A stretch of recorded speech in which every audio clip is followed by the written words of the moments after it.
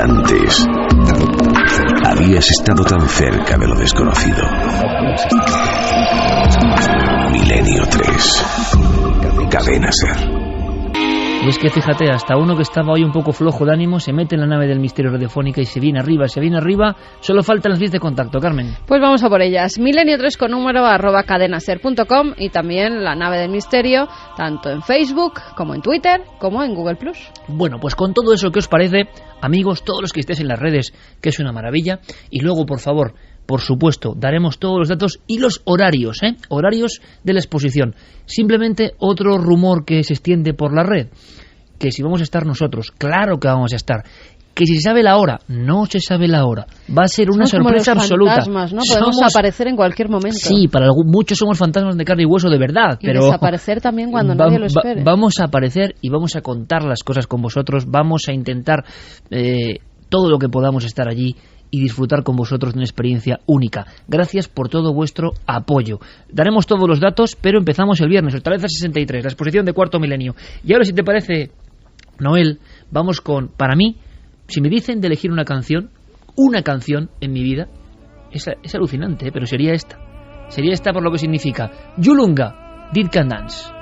Es una música muy especial que esta mujer, que es una genio y que hemos hablado mil veces de ella, Lisa Gerrard, construyó basándose en los antiguos ritos de las primeras culturas que precisamente quisieron de una forma abierta contactar con los muertos, con el más allá, sobre todo griegos, egipcios, etruscos. Inventaron los oráculos. Se habla precisamente del descenso al Hades, de la laguna Estigia, y de todo eso vamos a hablar después, porque ha habido hallazgos sorprendentes. Tienen mucho que ver con lo que hace 3 semanas hablábamos de la mítica Sibila de Cumas en Nápoles. Pues un lugar muy parecido, un descenso al infierno muy parecido, se ha encontrado en Grecia. Pero en Grecia además existía ese rito de ver a través del espejo. Cuando ni siquiera casi había espejos, aunque los espejos son muy antiguos, se utilizaba un caldero de bronce con agua.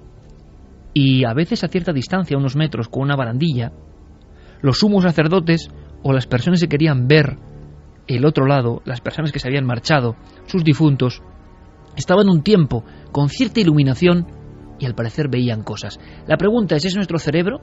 ¿Es la percepción que empieza a fallar?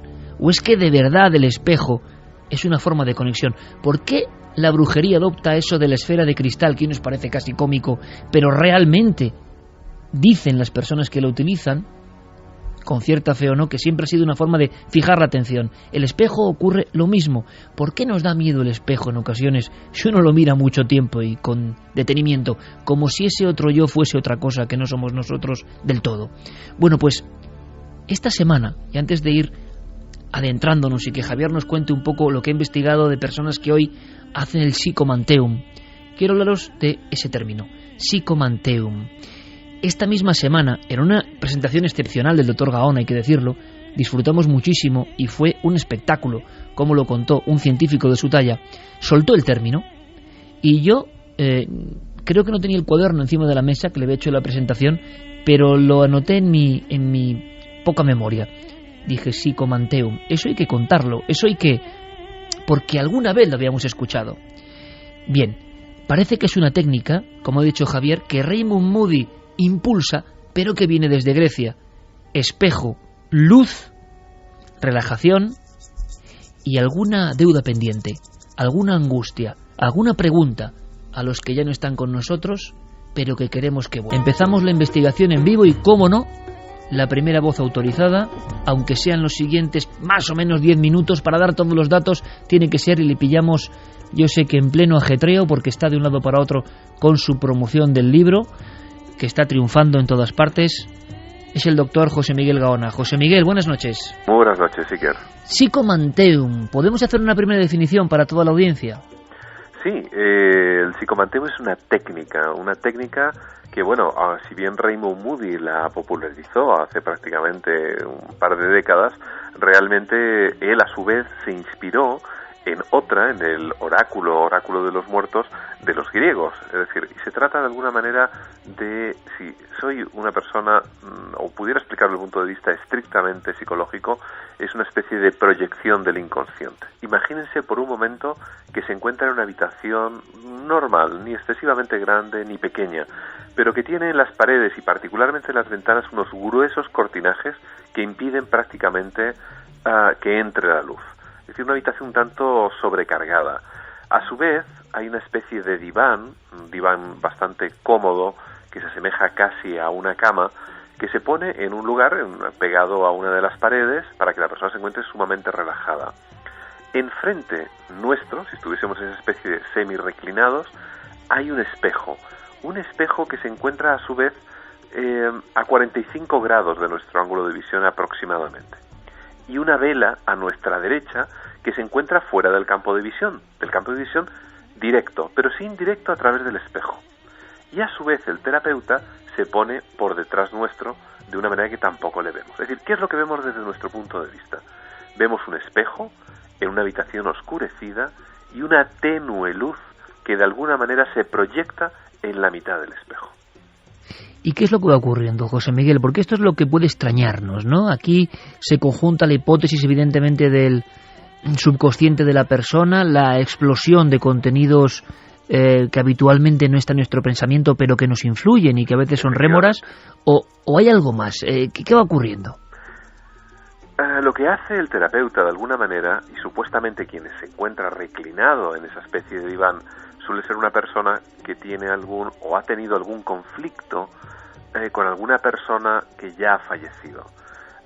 Yo creo que a todos nosotros ha pasado algo de una manera u otra.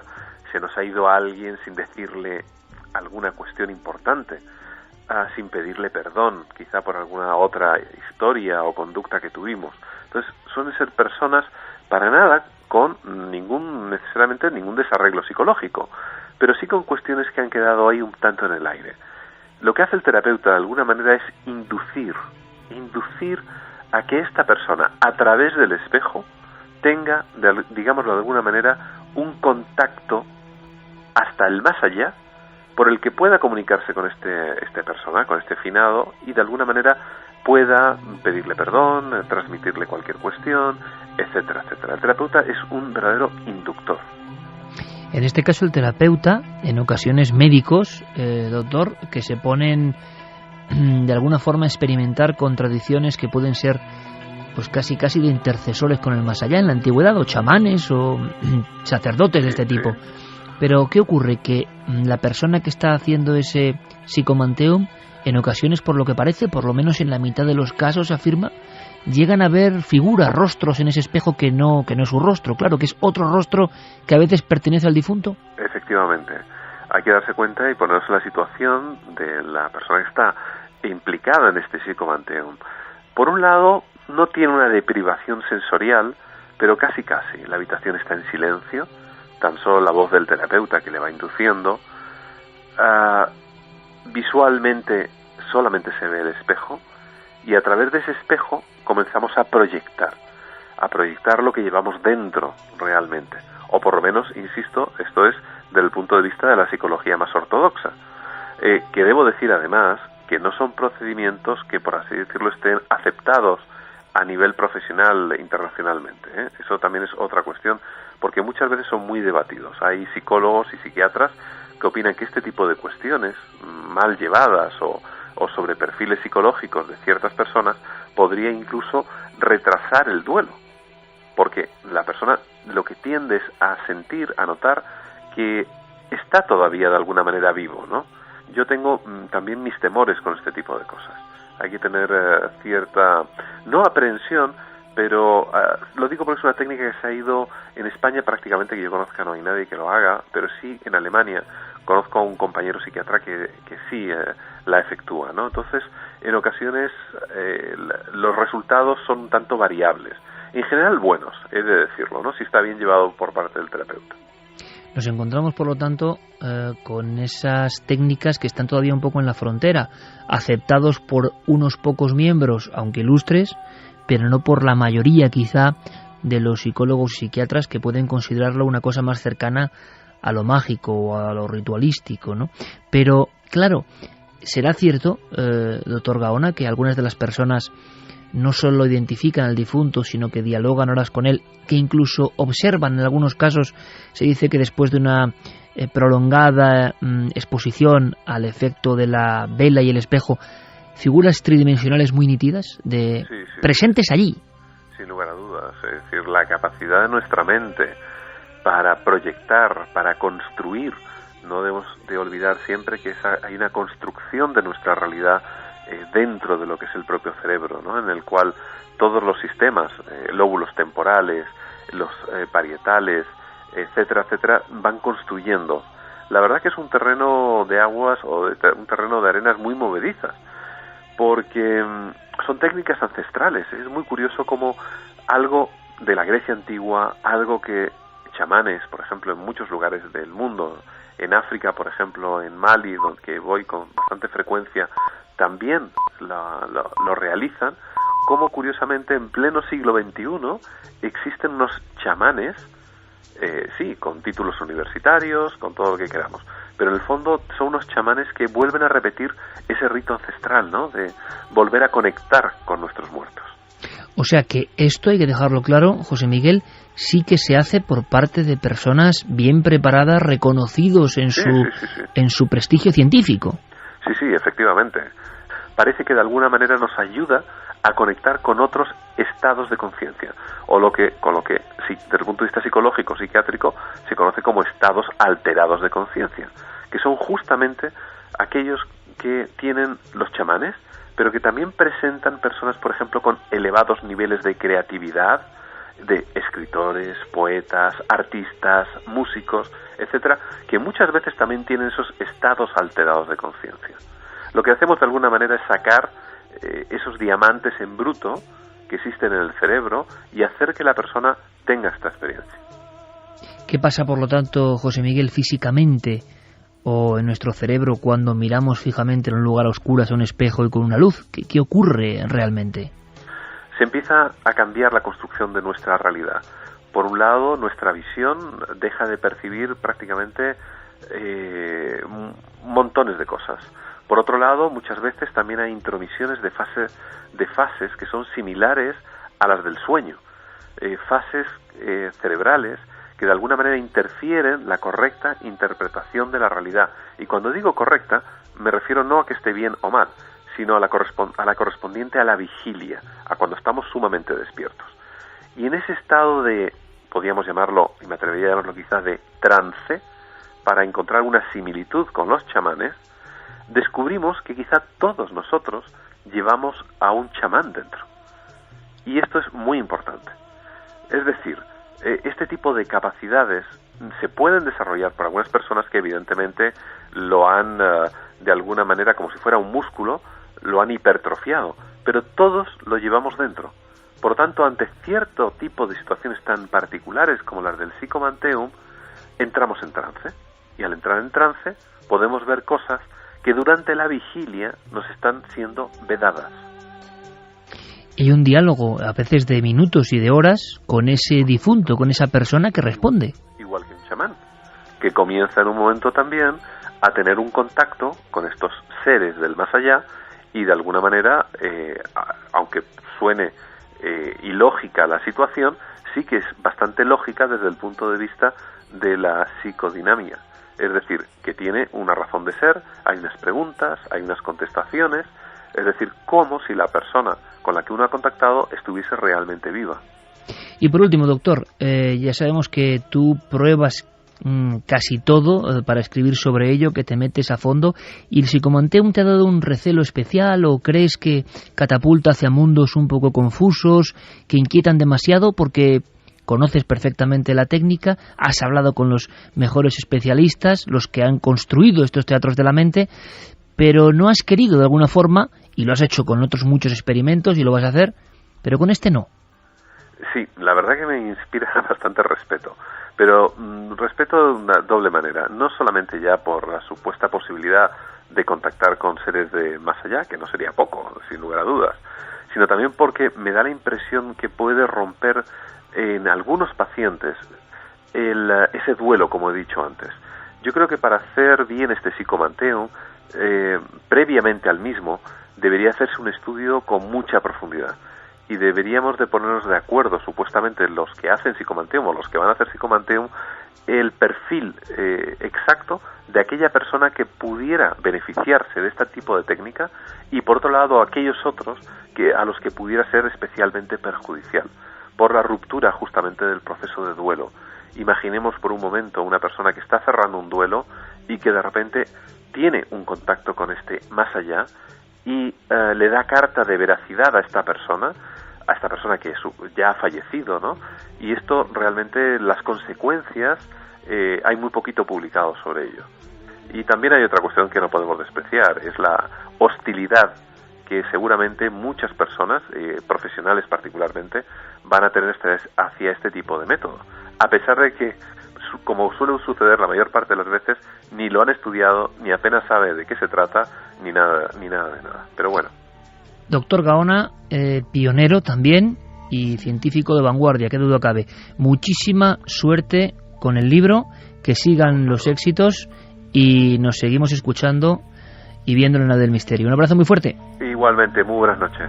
5 minutos, esto es Milenio 3 en la cadena SER, y estas músicas nos meten un poco en la entraña de esa experiencia que debe ser tan sobrecogedora, aterradora y fascinante al mismo tiempo, ¿no?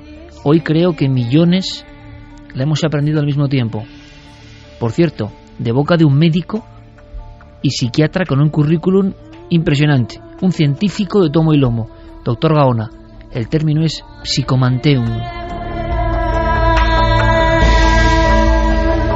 Y algunos me han preguntado por qué ese apoyo, ¿no? Sin fisuras al doctor Gaona, ¿no? Cuando alguien te habla así desde la ciencia más ortodoxa y es capaz de incluso lanzar ese mensaje a caminantes, ¿no? Habrá mucha hostilidad. Seguramente mañana muchas personas preguntarán a psicólogos y psiquiatras por el psicomanteum. Y llega Gaona, dice, habrá mucha hostilidad, pero por parte de compañeros que ni se han enterado, ni saben lo que es. Ahora, lo que es algo muy extraño, porque yo no sé en qué momento acaba la pura psicología, el cerebro, la autoilusión, y cuando empieza a ver algo exógeno, como esa historia con la que empezábamos, ¿no? Que de repente al otro lado del espejo hay alguien que no eres tú. Me parece alucinante. Es importante advertir que el psicomanteum no funciona como un televisor, es decir, no es que uno llegue, claro, sin ningún tipo de preparación y le dé a un mando a distancia y entre en contacto con los muertos o con imágenes extrañas. Sí, muy bien decirlo, Javier, porque es lo primero que todo el mundo, o gran parte, ¿no? Oye, ¿dónde rápido? Claro, porque vivimos en un mundo que nos ha mal acostumbrado a la inmediatez. Desde que tenemos luz en las casas y le damos a un interruptor y todo se ilumina, pensamos que el mundo tiene que funcionar de esa manera automática, y en cambio hay una preparación que la solemos obviar, nos solemos olvidar de ella. Raymond Moody, que fue el que acuñó el término y el que comenzó con esas experiencias en aquella casa blanca de Alabama con la que empezábamos este programa, se fijó en algunas experiencias que había encontrado en tradiciones antiguas, investigando sobre los contactos con el más allá, con los muertos, cómo otras culturas habían entendido ese tema. Se dio cuenta de que, por ejemplo, en Grecia, aquellos que acudían al oráculo de los muertos, había un lugar que se llamaba así, el oráculo de los muertos, sufrían una preparación de casi un mes, 29 días, entrando progresivamente en cavernas. Esta noche vamos a hablar también de cavernas. La caverna siempre. Exactamente. Claro. Y cómo poco a poco, a raíz de ir perdiendo el contacto con el mundo exterior, con la luz, con el ruido, en fin, con aquello que nos nubla la conciencia, con lo que creemos que es la realidad, uno va entrando en contacto con ese mundo del más allá. Tiene que llegar a una cueva donde hay una laguna, y es en esa laguna, en esa superficie transparente, donde asomándose uno tiene la visión de los muertos. Pero encontró otras pistas. Por ejemplo, en la isla de Borneo, en Malasia, se fijó mucho en los nativos sarawak. Ellos, cuando tenían que comunicarse con los difuntos, iban a una cabaña, la forraban por completo de telas, la convertían en un lugar lóbrego, muy oscuro, plantaban un espejo, colocaban los muertos del difunto con el que querían comunicarse en la base del espejo y entonces pasaban una serie de horas delante de esa superficie pulida tratando de invocar la aparición del espíritu del que se había ido. Es como si la vieja tradición desde las cavernas, por cierto, nos hablase de un lugar muy oscuro, un receptáculo muy concreto donde se conecta con el alma propia o de otra persona. Es más, el dato concreto, el oráculo de Dódena, en la región de Épiro, cerca de los montes Tomaros, en la frontera hoy entre Grecia y Albania, bañado por un río con un nombre curioso, Aqueloo. Aqueloo era el dios del río, el dios que inspiró esa figura tan psicopómpica, tan de transportador de difuntos al otro lado, tan del más allá, que es la bicha de Balazote. Ese es el dios Aqueloo, esa especie de criatura con cola de león, cuerpo de vaca o de toro y cabeza barbada y cara que es de difunto, ¿no? Y cuenta la leyenda que este oráculo, este lugar con un gran caldero o gran laguna quietísima como un gran espejo y que permitía una altura de varios metros para que los orantes o los sacerdotes o las sacerdotisas se colocasen allí en una posición de trance, se colocaban unas luces y se producía esa especie de fantasmagoría común o de realidad común, o la mente conectaba con algo de verdad.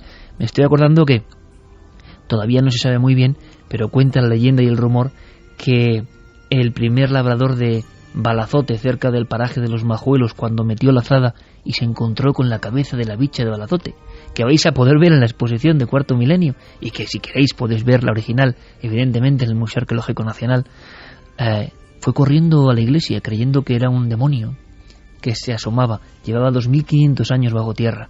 Bueno, pues todo eso que a veces surge pertenece a un mundo absolutamente esotérico. Antes de continuar, porque lo asombroso es que hoy, por ejemplo en Argentina, parapsicólogos de raíz científica, de alguna manera, están investigando con el psicomanteón. Sí quiero preguntarle a Santi, porque le he visto, y eso que Santi es una enciclopedia de estos temas, pero como nos pasaba a muchos, del psicomanteón no sabía.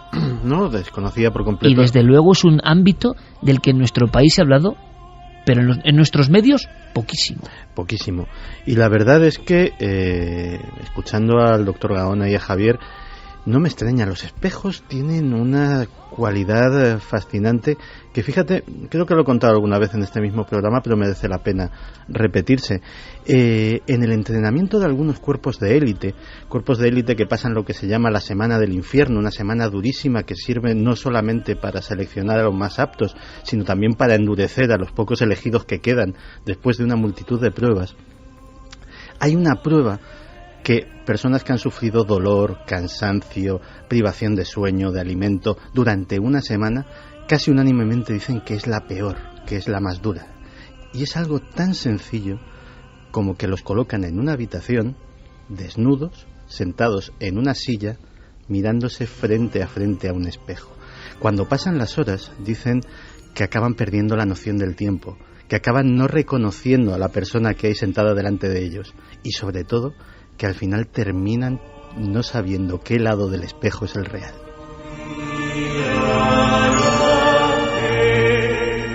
A fin de cuentas, hay muchos ritos de sociedades secretas, y tú lo sabes bien, Santiago, que tienen que ver mucho con eso, ¿no? Con recluirse, y ese renacimiento a veces incluso se escenifica con el iniciado, con un cráneo en ocasiones y con un espejo, ¿no?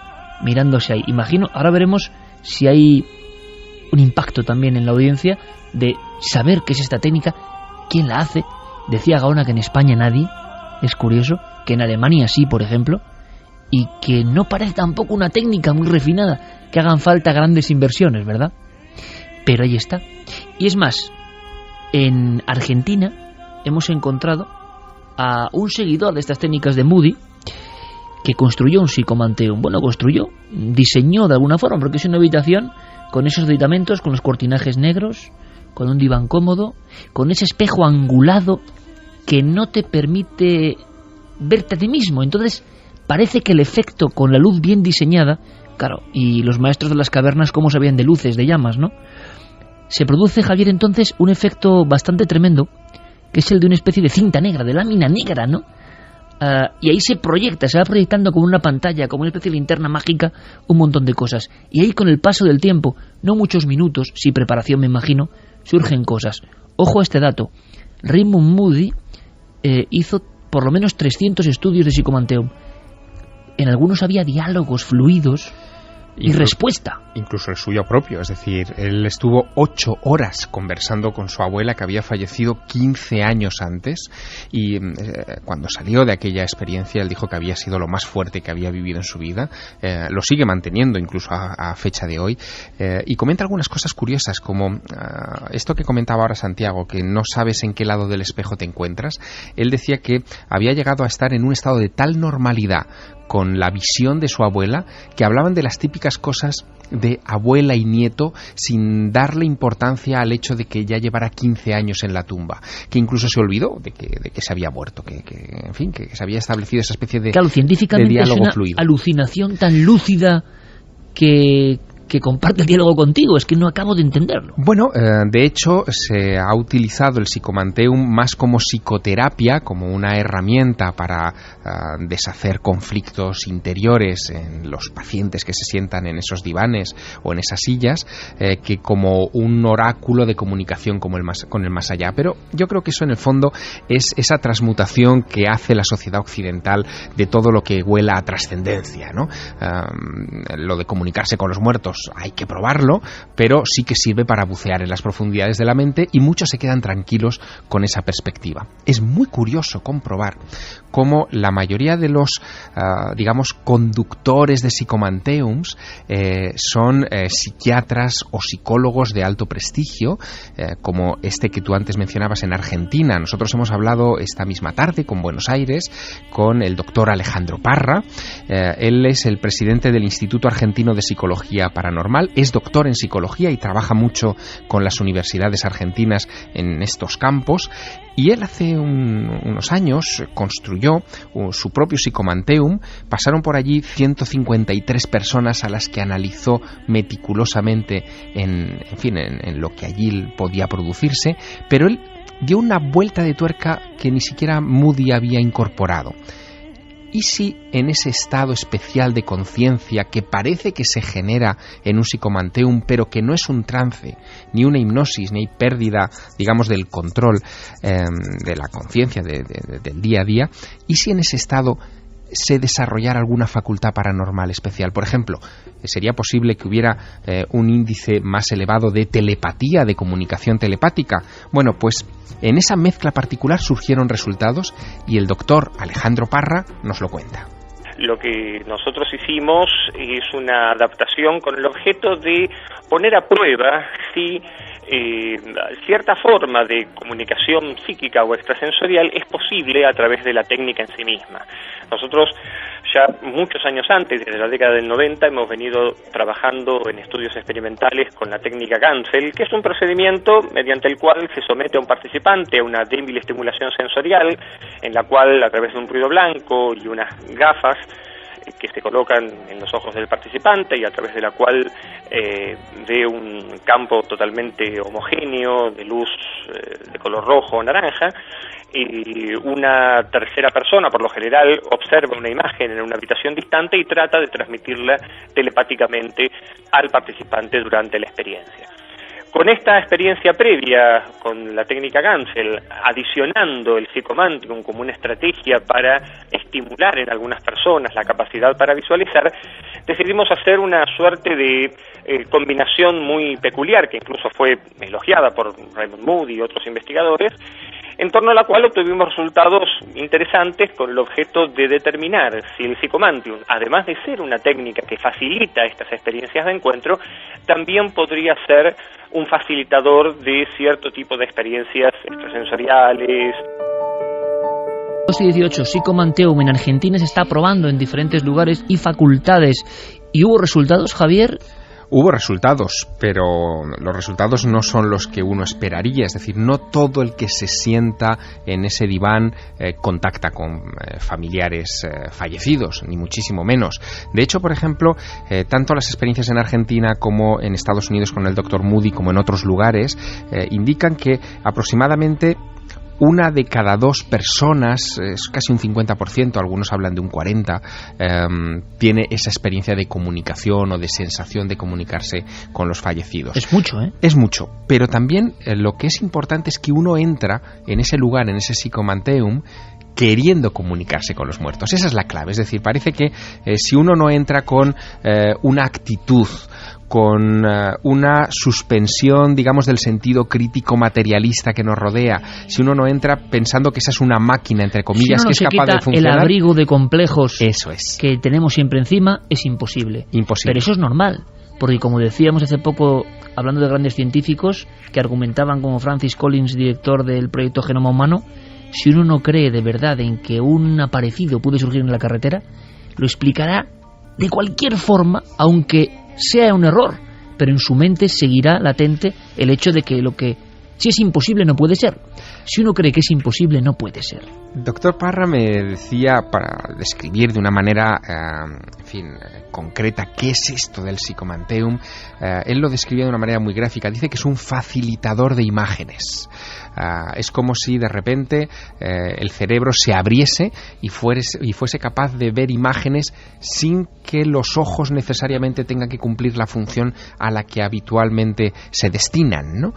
Como si fuese una percepción mucho más completa. De hecho, esas imágenes tridimensionales que parecen emerger del espejo, que parecen rodearte, tienen que ver más con otras capacidades perceptivas del cerebro que no son las meramente físicas. Y eso es muy, muy llamativo. Ahora bien, la gran pregunta es si lo que hay detrás de esas visiones son realmente espíritus de los muertos. Es decir, si esto nos va a servir para responder esa enorme, pesada y gran pregunta de si hay vida más allá de la vida, ¿no? Bueno, pues se han intentado encontrar respuestas a esa pregunta y el doctor Parra nos lo cuenta así. Algunos investigadores, como el caso de Tim Redding en Estados Unidos u otros, lo que han hecho es lisa y llanamente poner a prueba la posibilidad de si realmente un espíritu está o no en contacto con una persona en el momento del Psychomanteum, y para ello diseñaron una cámara en la cual instalaron sensores infrarrojos, termómetros, sismógrafos, una serie de tecnologías con el objeto de determinar si la persona exitosa que tiene la experiencia logra tener, digamos, se contacta realmente con esta entidad o no. La experiencia no fue exitosa por 2 razones. En primer lugar, porque Tim Redding utilizó no más de un puñado de 10 sujetos, de los cuales solamente 3 dijeron haber tenido la experiencia, o sea que el promedio es relativamente muy bajo. Y de las 3 personas, ninguno de los aparatos registró ninguna diferencia respecto a las medidas esperadas normalmente.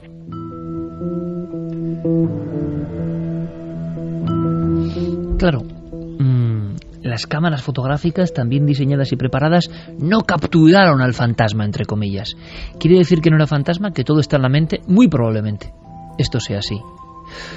También surge la pregunta de si, pregunta eterna, pesada y extensa a lo largo de la historia, como decía Javier, de si esto que son los fantasmas, daimones de la antigüedad, seres al otro lado de la realidad velada, lo que queráis ponerle a esto, tienen una sustancia que puede ser fotografiada o no.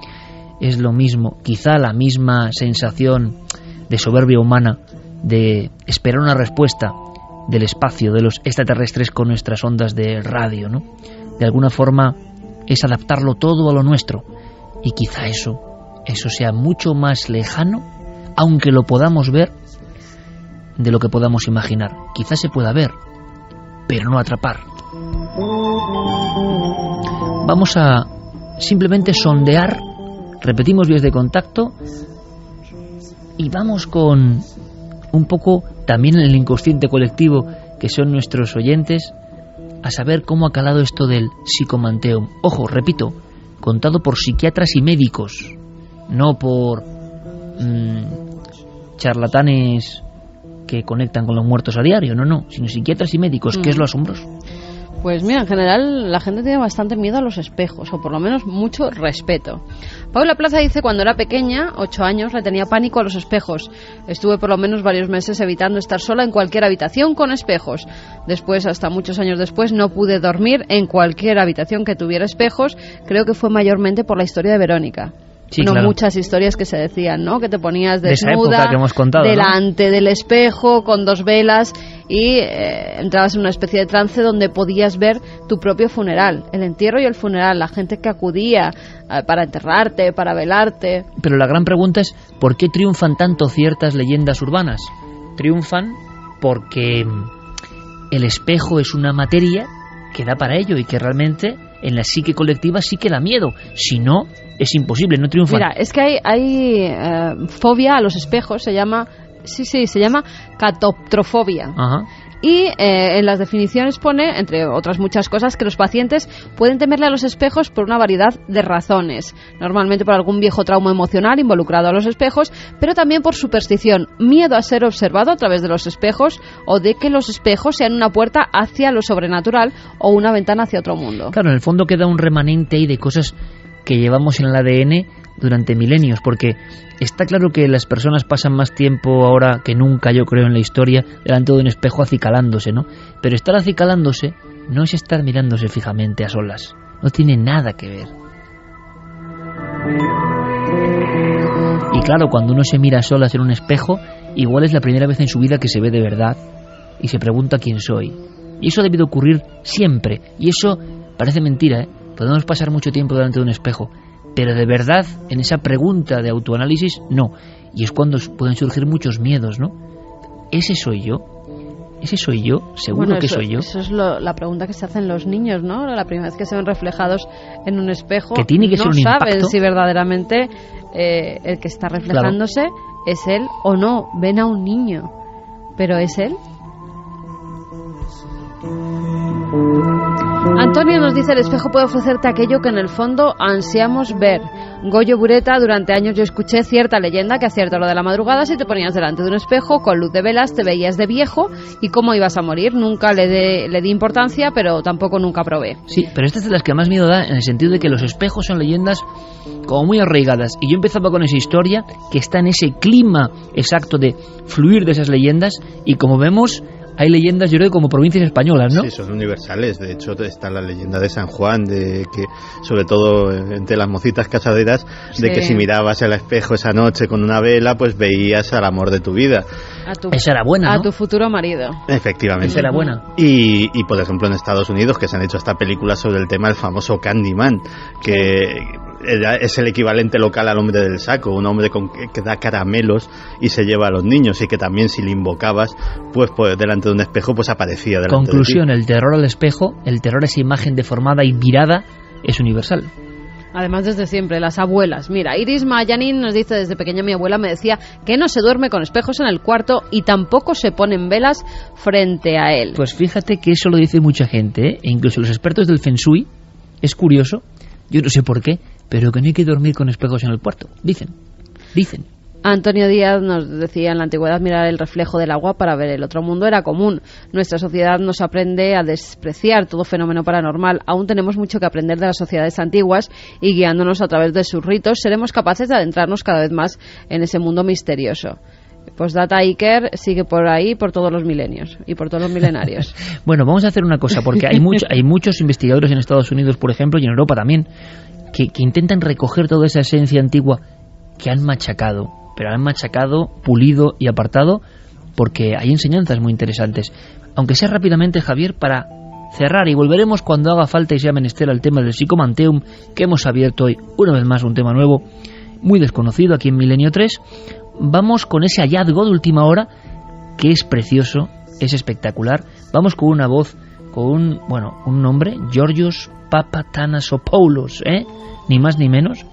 Quiere decirse que en estos días, precisamente, que redescubríamos la técnica del Psychomanteum, el lugar quizá originario o importantísimo donde todos estos mitos del inframundo, de la visión de los difuntos, del transporte de los difuntos, va y se descubre o redescubre.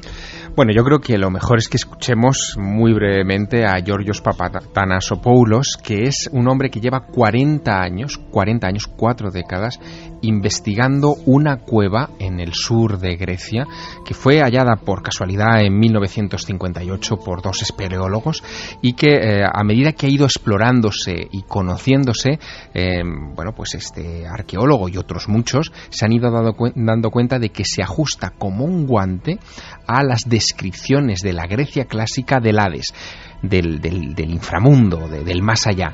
Pero es que además hay unas historias detrás de esta cueva que, debo decírtelo, Iker, son de las más sorprendentes a las que yo he tenido acceso en estos últimos años. Vamos a escuchar a este hombre en su voz, su sorpresa. Es un lugar, hay un lago dentro de la cueva y la cámara principal es enorme, como un anfiteatro. Así es como describe este arqueólogo esa plaza, ese lugar, que se encuentra específicamente en la bahía de Diros, en la península de Mani, muy cerca, y esto sí que me ha llamado la atención, no aparece en ninguna de las crónicas informativas de estos días, muy cerca de un lugar que está en las crónicas históricas. Pausanias, que es un famoso geógrafo del siglo II de nuestra era, él decía que si en algún punto del mundo se encontraba la puerta al inframundo, al Hades, esa era el cabo de Matapán en el Peloponeso, es la esquinita de abajo de la península del Peloponeso. De esa forma tan característica, ¿no? Pues justo en esa esquina es donde Pausanias decía que estaba la entrada al inframundo. Bueno, pues esta bahía de Diros en la península de Mani se encuentra apenas 70 o 80 kilómetros del lugar, es decir, geográficamente justo en el mismo escenario, muy cerca. ¿Y qué hay ahí, Iker? Bueno, pues lo que hay y lo que hemos sabido, porque estos son datos que se van a presentar el mes que viene en Estados Unidos en una gran conferencia internacional, es una cueva de 1 kilómetro más o menos de profundidad, con varias estancias, con varias salas, que hace aproximadamente unos 5.000 años se quedó aislada del mundo exterior. Un terremoto, probablemente un terremoto, derrumbó una buena parte de la boca de la cueva y todo lo que había dentro se quedó allí para siempre. ¿Qué había dentro? Bueno, esto es lo que a mí me ha puesto en guardia. Resulta que ese lugar, y esto es lo que están excavando desde hace 4 décadas, es probablemente el asentamiento neolítico más importante de Europa, preservado hasta nuestros días. Allí podía haber una población flotante de unas 2.000 personas entre el exterior de la cueva y el interior, que entraban y salían continuamente de ese lugar y que hace 5.000 años quedaron atrapados dentro de la cueva, vivos, en fin, como si fueran una cápsula del tiempo macabra, preservando todos sus secretos hasta hoy.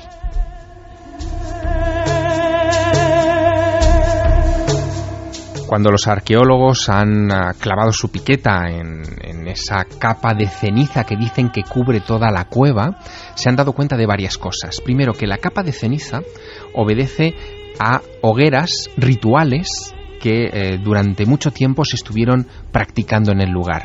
Que hay cerámica de color que tiene 9.000 años de antigüedad, es decir, de una antigüedad casi prehistórica. Exacto, casi prehistórica. Entre el neolítico y la prehistoria. Exactamente. Pero lo más interesante es que al analizar esa cerámica se ha descubierto algo sorprendente. Entre el neolítico y el paleolítico, quería decir. Exacto. La cerámica no es de allí, Iker. Es cerámica que ha sido importada de otros lugares. Luego ese lugar era un centro de peregrinación. Santuario de peregrinación seguro, como ocurre en lugares de América. El símbolo para saber si un sitio era de ofrendas a los dioses o a los chamanes era que traían sus prebendas con cerámicas de otras partes, de la sierra a la costa, de la llanura a la montaña. Impresionante. Y esto ha ocurrido ahora en Grecia. En Grecia se han descubierto ya 160 enterramientos con sus ajuares intactos durante 5.000 años. Han estado allí esperando a que llegase este momento y entráramos en esa especie de cápsula del tiempo que te decía. Pero es que hay más cosas. Los arqueólogos no descartan que debajo de estas capas de ceniza que están ahora removiendo pueda encontrarse incluso restos de neandertales. Con lo cual estaríamos entrando ante una perspectiva de la prehistoria completamente diferente en ese lugar en concreto.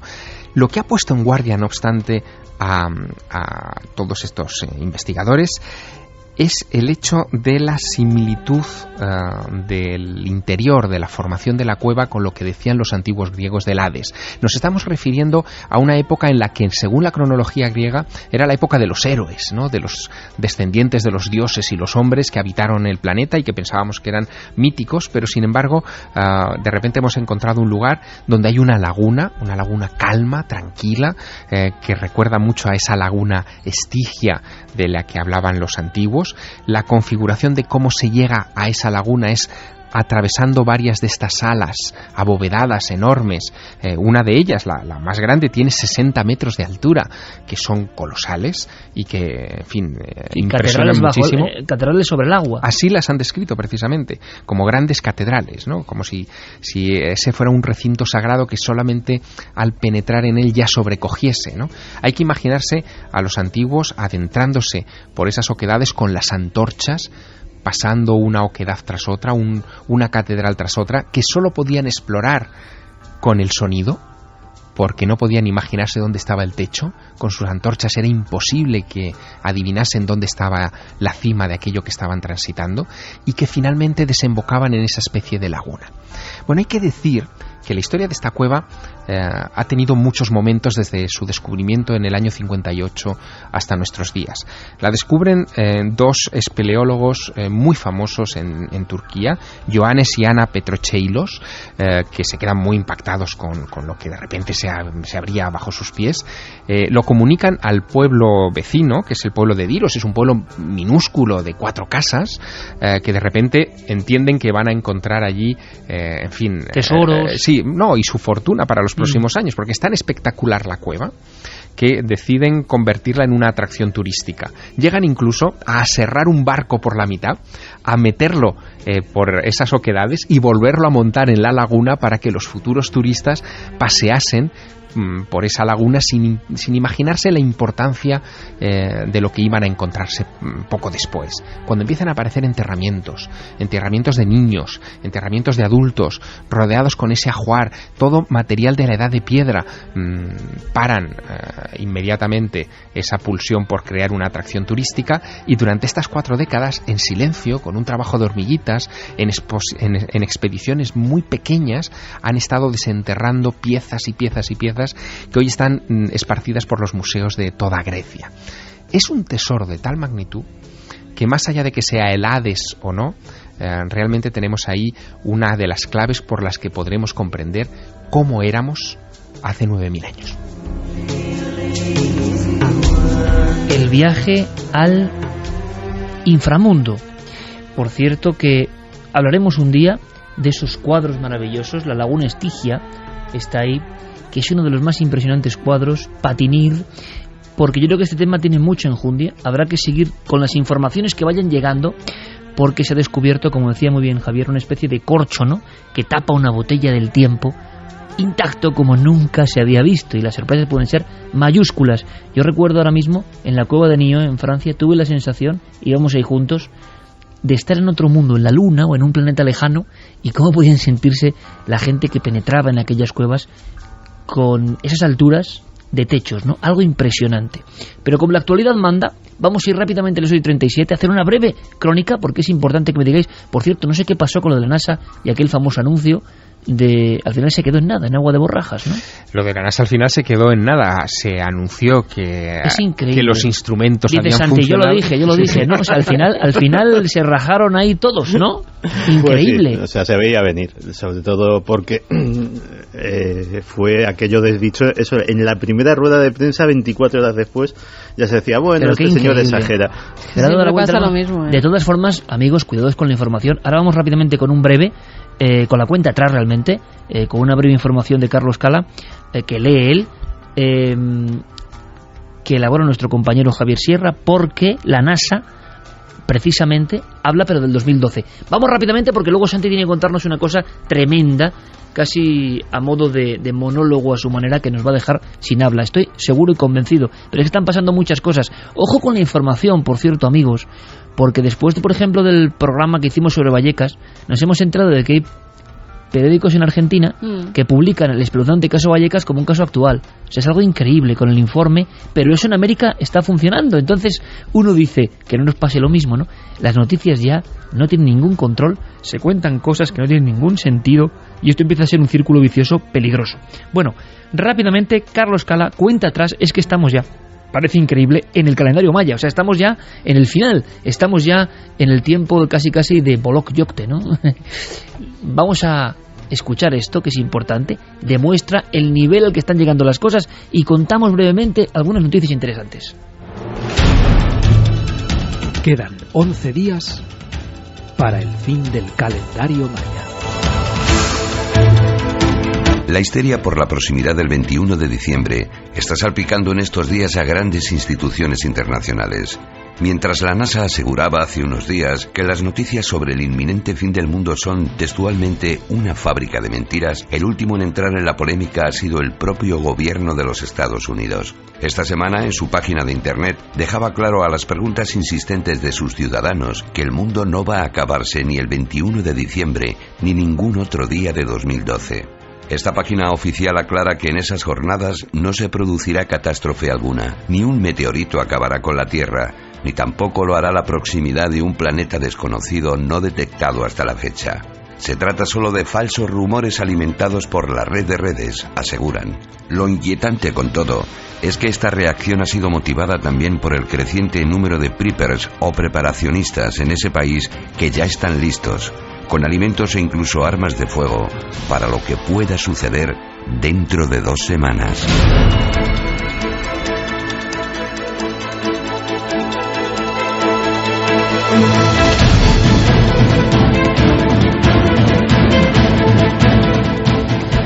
Menos 20.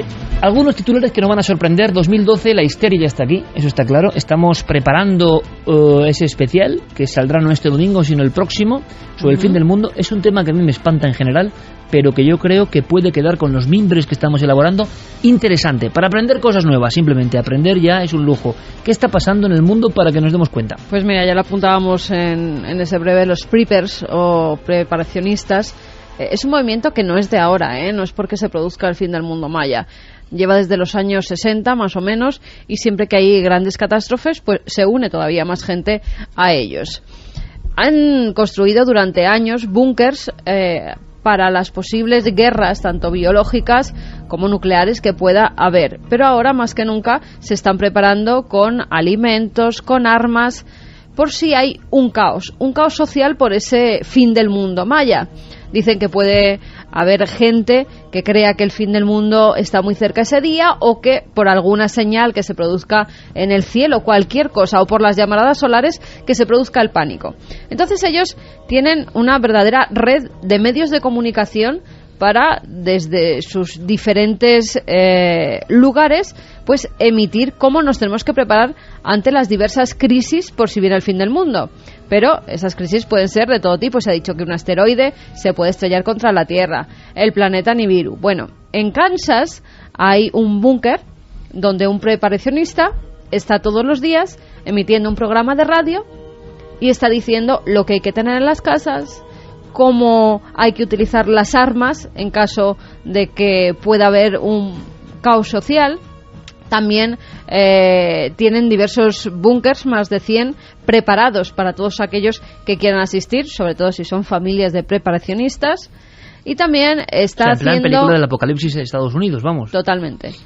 Y National Geographic está haciendo, y lleva emitiendo ya varias semanas, un programa con diversas personas que están viviendo ya en esos búnkers y que tienen preparado todo para el día del juicio final, para el día del fin del mundo, para el apocalipsis.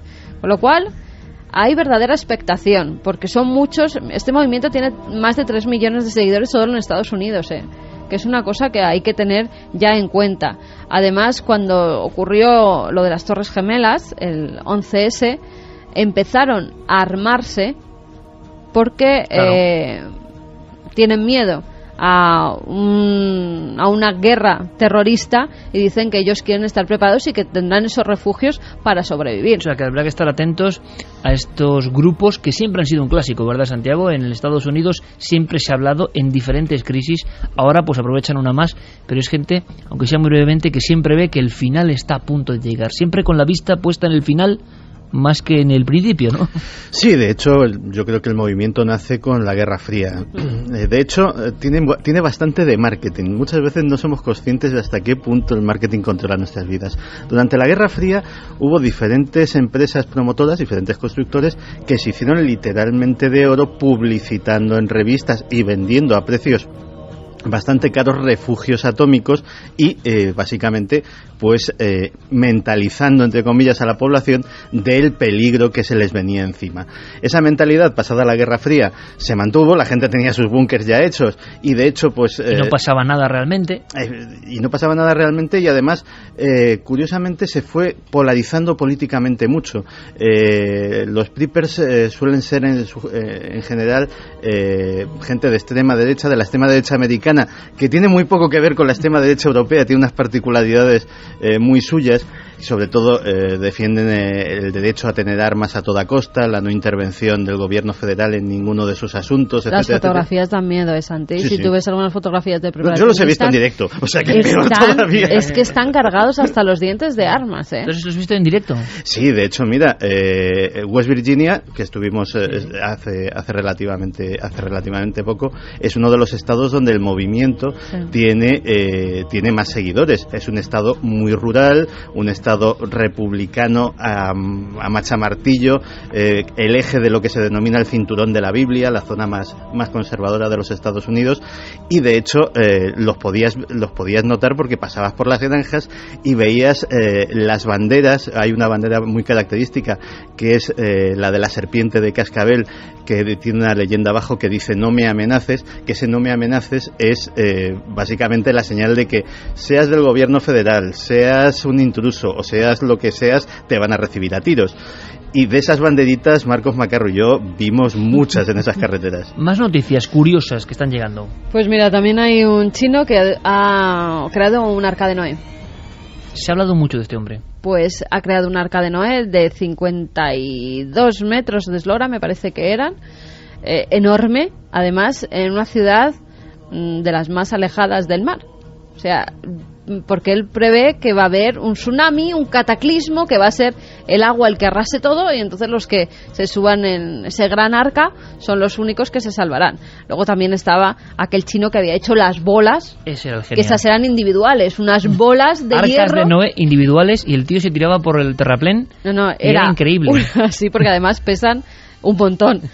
Son como bolas de los bolos gigantescas, donde cabe una persona, donde tiene comida para un cierto tiempo, donde tiene también máscaras de gas, está preparado, puede ver lo que pasa afuera sin que a él le ocurra nada.